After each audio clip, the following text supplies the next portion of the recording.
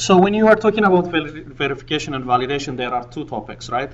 There is the validation, which is, is the equation actually representing the physics?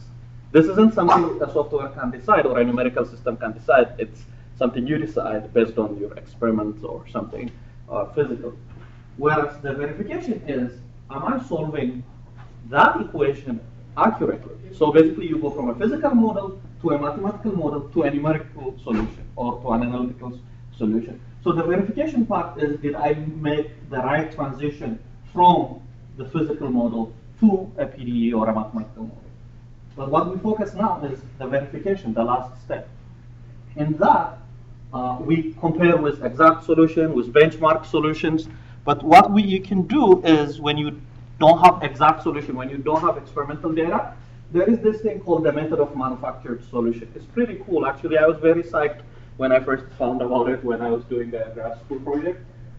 Google it, method of manufactured solutions.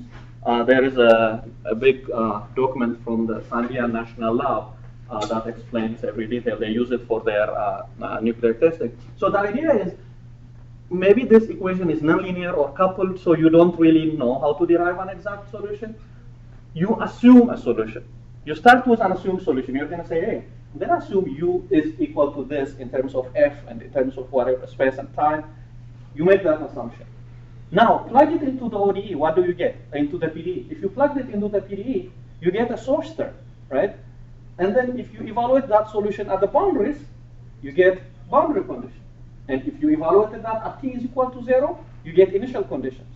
Now, what you are going to ask is, if I now take this source term, initial condition and boundary condition that I derived out of the assumed solution and put it into my numerical solver, will it give me back the assumed solution? Do you get the idea? And here, so that the only thing is that you should assume uniqueness of your solution, right? If within a certain boundary condition and initial condition you can have multiple solutions, this may not work. But otherwise, it's a very convenient way of testing your work. So the homework problem is in the booklet, Console Multiphysics. You got that on Monday, maybe? Did Mian give you a booklet with exercises?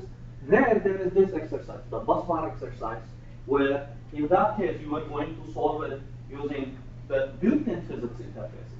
There in the booklet it gives detailed instruction about using the electric current and the heat transfer, and then for the coupling to use the electromagnetic heat source to model this.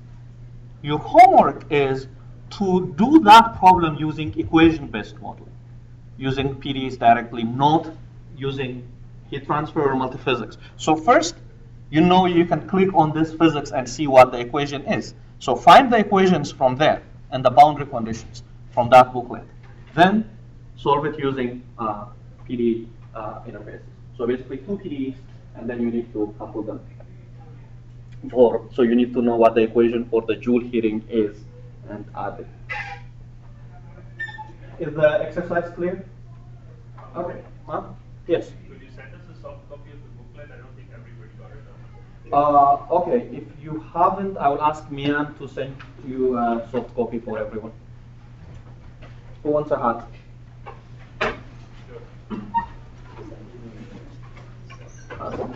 The last guy there raised his hand. Any questions? Anything all clear? All right, thank you for coming.